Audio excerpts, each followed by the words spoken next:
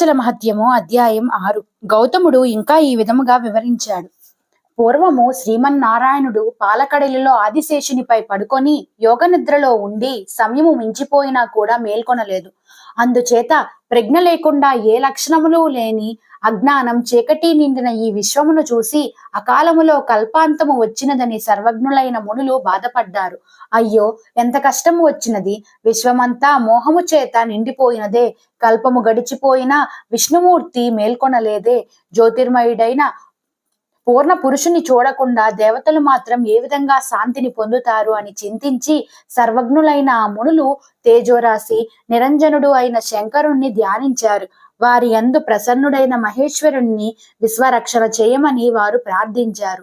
అప్పుడు ఆ పరమశివుని తేజస్సు నుండి విస్ఫులింగములు నిప్పురవ్వలు ఉద్భవించి అవి 33 కోట్ల మంది దేవతలు కాగా వారి చేత ప్రార్థింపబడి విష్ణుమూర్తి మేల్కొన్నాడు. కన్నులు తెరిచి ఉదయించే కాంతిని చూసి విష్ణువు ఇలా అనుకున్నాడు. అయ్యో, తమోగుణము ఆవరించి నేను అకాలములో నిద్రించానే. నన్ను మేల్కొల్పుటకై సదాశివుడు తానే పూనుకున్నాడు. ఇంకా సృష్టించుకొని బ్రహ్మకు దానిని పోషించుటకు నాకు పని ఏముంది?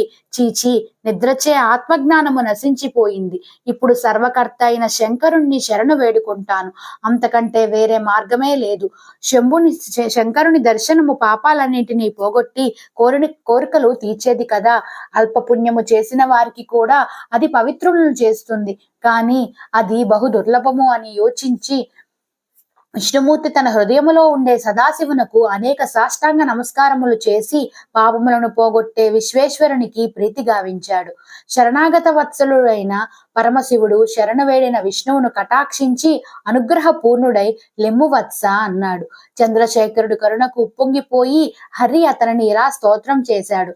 హే శంకర, త్రిభువన పాలక, త్రిమూర్తి స్వరూప, త్రినేత్రుడ, త్రిగుణాతీత, త్రిపురహర, నీవే జగదీశ్వరుడు. నీ అంశచే జన్మించిన ఈ దేవతల రూపములతో నీవే ఈ కార్యకారణమైన జగత్తును నడిపిస్తున్నావు. నన్ను ఈ జగత్తును రక్షించే పనికి నియమించావు. మాయచే నన్ను మోహింపచేసి ఇప్పుడు నీవు నా దోషమును కూడా లెక్క చేయటం లేదు. నన్ను వదుట కూడా లేదు. నేనేమి చేయగలను? ఓ జగత్పాలక, నా భారమంతా నీదే. అకాలములో నిద్రించిన నన్ను తప్పు చేసిన వాడిగా నీవు భావించుటలేదు. హరహర, శంభో శంకర, నాకేది గతి అని బాధపడుతున్న పద్మనాభుణ్ణి చూసి శివుడు హరికి ఈ విధంగా ప్రాయశ్చిత్తమును అనుగ్రహించాడు. ఓ మాధవ, నేను భూమి మీద అరుణాచలునిగా నిలిచి ఉన్నాను. ఆ జ్యోతిర్లింగ దర్శన మాత్రము చేతే నీ తమోగుణము అంతరించును. పూర్వపు విష్ణుమూర్తికి నేను వరమును ఇచ్చాను. ఆ వరం కారణముగా మహా తేజోమయము, అగ్నిస్వరూపము, అవ్యక్తము, అపార గుణశోభితము అయిన ఆ జ్యోతిర్లింగము ప్రశాంతమై స్థావరలింగమై నిలిచి ఉన్నది. అంతర్జ్యోతిర్మయమైన అరుణగిరి నదీ నదులములకు వర్షములకు కూడా లయస్థానము. అది సర్వ ప్రాణులకు వరప్రదమైనది. గుడ్డివారికి కళ్ళను, కుంటివారికి నడకను, పుత్రహీనులకు సంతానమును, మూగవారికి వాక్కును ప్రసాదించును. సర్వవ్యాధి నివారణ, పాప విమోచనమును కలిగించును. నేను అక్కడ అచల రూపుడునైన కదలని పర్వత రూపుడునై ఉన్నాను అని శంకరుడు అనుగ్రహించి అదృశ్యమయ్యాడు. అప్పుడు శ్రీహరి అరుణాచలము వైపు ప్రయాణించాడు. అరుణాచలమును చేరుకున్న శ్రీహరి తపస్సు చేయటం ప్రారంభించాడు. గిరి చుట్టూ తిరిగి బాగా పరిశీలించిన హరి ఆ గిరి దేవతలకందరికీ నివాసయోగ్యమైనదిగా గుర్తించి దేవతలందరినీ అక్కడ నివసించమని ఆదేశించాడు. ఋషులు నివసించడానికి వీలుగా ఆశ్రమములను నిర్మించాడు. వేదములను అక్కడ స్థితిని కల్పించాడు. దివ్య సౌందర్యవంతులైన 100 మంది స్త్రీలను, అప్సరసలను నిత్యము నాట్యము, గానము, వాయిద్యములతోటి అరుణగిరి ప్రాంతమునకు శోభను చేకూర్చమని ఆజ్ఞ ఇచ్చాడు. తాను బ్రహ్మ సరస్సులో స్నానం చేసి అరుణగిరికి ప్రదక్షిణము గావించి అరుణాచలేశ్వరిని అర్చించి సర్వపాప విముక్తుడై లోకములను పరిపాలించే అధికారమును మరలా పొందాడు. ఒకానొకప్పుడు రాక్షసుల చేత పీడింపబడి సూర్యుడు తేజోవిహీనుడు అయ్యాడు. బ్రహ్మచేత ఉపదేశించబడి అరుణగిరిని చేరి బ్రహ్మ సరస్సులో స్నానము చేసి శోణగిరిని ప్రదక్షిణము చేసి రాక్షసులను సంహరించి మేరువుకు ప్రదక్షిణ చేయగలిగాడు. తన యొక్క పూర్వ తేజస్సును మరలా పొంది ఇతరుల తేజస్సును హరింపచేయగల శక్తిని పొందాడు. ఒకసారి దక్షుని శాపము వలన చంద్రుడు తన రూపమును కోల్పోయాడు. శివుని ఆదేశము వలన అరుణగిరిని అర్చించి తన స్వరూపమును పొందాడు. అతడు బ్రహ్మర్షి శాపము వలన క్షయరోగ పీడితుడై తరువాత అరుణాచలుణ్ణి అర్చించి రోగ విముక్తుడై లోకములకు చల్లదనము ప్రసాదించాడు. ఒకప్పుడు శివుని వలన వరములు పొంది మహాబలవంతులై విజృంభించిన వృత్రాసురుడు బలుని పాకుని నముచిని దేవేంద్రుడు సంహరించాడు. ఆ పాపము వలన తన బలము క్షీణించి నిలువనీడలేనివాడయ్యాడు.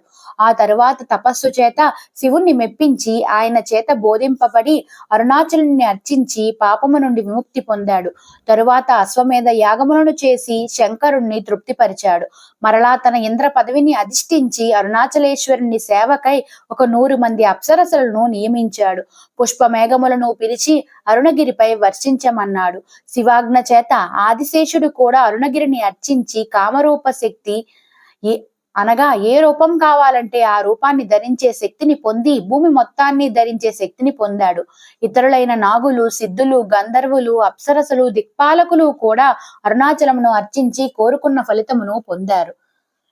ఒకసారి రాక్షసులను సంహరించాలని దేవతలు అరుణాచలేశ్వరుని ప్రార్థించగా ప్రసన్నుడైన ఈశ్వరుని ఆజ్ఞ మేరకు త్వష్ట ప్రజాపతి సూర్యుని సృష్టించాడు. ఆ సూర్యుడు తన సుదర్శన చక్రము చేత సమస్తమును దహిస్తూ అహంకారపూరితుడై శోణగిరిని దాటి దానిపైకి విజృంభించడానికి ప్రయత్నించి విఫలుడై అరుణగిరి తేజస్సుకు తట్టుకోలేక తన తేజస్సును కోల్పోయాడు. అతని రథము యొక్క గుర్రములు అలసిపోయాయి. ఆ విధంగా ఆకాశంలో ఎక్కడైనా విహరించగల సూర్యుడు అతి బలహీనుడైనాడు. అప్పుడు బ్రహ్మచేత ఉపదేశించబడి సూర్యుడు సోనగిరినాథుణ్ణి అర్చించి ఆకాశంలో అడ్డు లేకుండా విహరించగల శక్తిని పొందాడు. ఆనాటి నుండి సూర్యుడు సోనగిరిని అతిక్రమించడు, దాన్ని చుట్టుకొనియే ప్రయాణము చేయును. దక్ష యజ్ఞంలో తమ అంగములను పోగొట్టుకున్న దేవతలందరూ అరుణాద్రిని ఆశ్రయించి శక్తివంతులయ్యారు. పూష అనే సూర్యుడు తన దంతమును, అగ్ని చేతిని, భృగు మహర్షి కన్నును, సరస్వతి ముక్కును, దక్షయజ్ఞంలో పోగొట్టుకున్న వాటిని తిరిగి పొందారు. బలి చక్రవర్తి వామనునికి దానమిచ్చే సందర్భంలో ఆ దానధారను శుక్రాచార్యుడు అడ్డుకోగా వామనుడు దర్భతో గుచ్చాడు. అప్పుడు ఒక కంటిని పోగొట్టుకున్న శుక్రాచార్యుడు శోణగిరిలోని సూర్యపర్వతముపై కఠోర తపస్సు చేసి దాన్ని మరలా పొందాడు. ఒకానొక కాలంలో ఒక దేవదాసి ఆలయమును భక్తితో అరుణాచలేశ్వరుని గురించి చక్కగా గానము చేసుకుంటున్నది.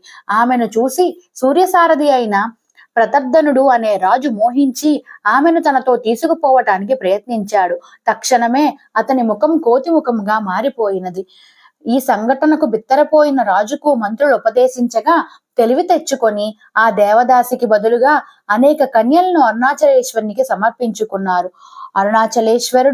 అరుణాచలేశ్వరుని కరుణ వలన తిరిగి అతడు సుందరమైన ముఖము కలిగిన వాడై చివరకు ఈశ్వర సన్నిధానమును పొందాడు. ఒకసారి పుష్పకుడు అనే గంధర్వరాజు భక్తిహీనుడై అరుణాచలేశ్వరుణ్ణి తిట్టిపోసెను. తత్ఫలితంగా అతనికి పులిముఖము వచ్చినది. గంధర్వులకు తమ రాజు యొక్క దీనస్థితి కారణం తెలియక బాధపడ్డారు. అటువైపు వెళుతున్న నారద మహర్షి వారికి వారి రాజు యొక్క దీనస్థితిని కారణమును తెలిపారు. అరుణాచలమునకు చుట్టూ 2 యోజనముల వరకు గల ప్రదేశము శివభూమి అని, శివభూమి ముక్తి ప్రదాయకమని, అక్కడకు ఒకసారి వచ్చిన వారికి నాశనం ఉండదని నారదుడు గంధర్వులకు తెలియజేశాడు.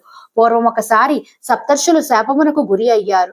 వారు భూమికి వచ్చి అరుణాచలేశ్వరుని సేవించుకొని శాప విముక్తులై అరుణాచలము చెంత ఒక చెరువును తవ్వించారు. అది సప్తర్షి తీర్థంగా ప్రసిద్ధి చెందినది.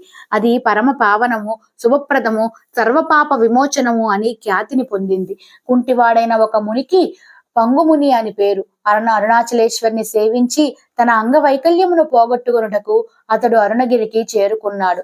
తన కోర్కెను మనసులోనే ఉంచుకొని అతడు భార్య చేతి ఆధారముతో ప్రదక్షిణము చేయాలని సోనానది తీరమునకు చేరుకున్నాడు. దాహము వలన భార్య తన చేతులతో తెచ్చిన నీటిని తాగాలనుకొని అతడు సోనానదికి చేరుకున్నటకు మోకాలతో పాకసాగాడు. అప్పుడు అక్కడికి ఒక నూతన వ్యక్తి వచ్చి, ఏమిరా ఇది, అరుణాచలమునకు చేరి ఇంకా భార్య చేతి ఆధారముగా దాహము తీర్చుకుంటున్నావా అని కసిరి పరుగెత్తి వెళ్ళిపోయాడు. ఆశ్చర్యంగా పంగుముని కాలలోకి శక్తి ప్రసారమైంది. అప్పుడు అతను లేచి తన స్వహస్తములతో నీళ్లు తాగి ఆ నూతన వ్యక్తి కొరకు వెతుకగా అతడు కనిపించలేదు. తరువాత భార్యాభర్తలు ఇద్దరూ ఆనందంతో అరుణాచలునికి నమస్కరించి గిరి ప్రదక్షిణము చేశారు. పంగుమునికి యథేచ్ఛగా నడవగలిగిన శక్తి వచ్చినందుకు ఆయనను చూసి శివభక్తులందరూ పూజించగా ఆయన యథేచ్ఛగా యాత్రలకు బయలుదేరాడు. ఒకసారి మహాబలవంతుడైన ఇంద్రుని పుత్రుడైన వాలి తూర్పు కొండ నుండి పడమర కొండకు ఎగిరి వెళుతూ మార్గ మార్గమధ్యంలో ఉన్న అరుణాచలమును దర్శించాడు. దేవతల చేత పూజించబడుతున్న అరుణాచలము పైకి ఎగిరి దాటబోయి హఠాత్తుగా అతడి బలమంతా కోల్పోయి నేలపై కూలాడు.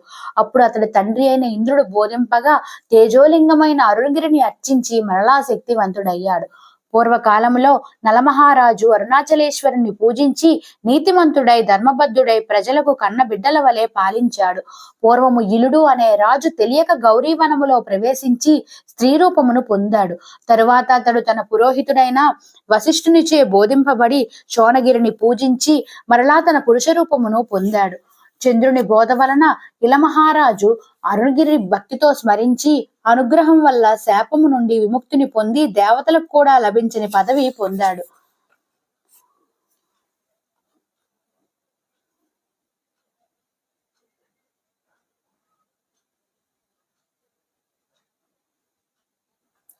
మహర్షి అయిన భరతుడు లేడి పిల్లపై గల అనురాగంతో మరణించిన తరువాత ముక్తిని పొందలేక లేడి జన్మను ఎత్తాడు. భృగు మహర్షి బోధ వలన ఆయన అరుణగిరి అర్పించి అన్ని అవతారములలోనూ దుఃఖము లేని స్థితిని పొందాడు. సరస్వతీదేవి, సావిత్రి, లక్ష్మీదేవి, భూదేవి, నదీమతరులందరూ కాక అరుణాచలేశ్వరిని అర్చించి ఆపదల విశ్వకర్మ చేత సృష్టించబడిన అతి సుందరమైన విమానములతో కూడిన దేవాలయము గల ఈ లింగమునకు సర్వభోగములు నిత్యము అమరునట్లు సంకల్పించాను. వివిధ ధర్మశాస్త్రములు అధ్యయనం చేసిన మునులు భక్తితో శివునికి ఈ ప్రదేశంలో సమస్త సేవలను చేస్తున్నారు. నేను శివార్చన చేసి అగ్ని నుండి పుట్టిన సప్త కన్యలను శివసేవకై వినియోగించాను. అరుణాచలుని కరుణ చేత శత్రువులను జయించిన భూపతులు రాజ్యములను తిరిగి పొంది అరుణాచలేశ్వరుని వివిధ భోగములు జరుగుతున్నట్లు ఏర్పాటు చేశారు. ఇలా ఏర్పడినది అనుభవం ద్వారా గ్రహించేది, విచిత్రమైనది, అన్ని పాపముల చేత నశించబడేది, కల్ముషము లేనిది, వాక్కులతో వర్ణించలేనిది, స్మరణ మాత్రము చేత అన్ని కల్ముషములను నశింపచేసేది, నీ సకల పుణ్యముల యొక్క రాసుల ఫలితమైన ఈ అరుణాచలమును పూజించుము అని గౌతమ మహర్షి పార్వతికి బోధించాడు.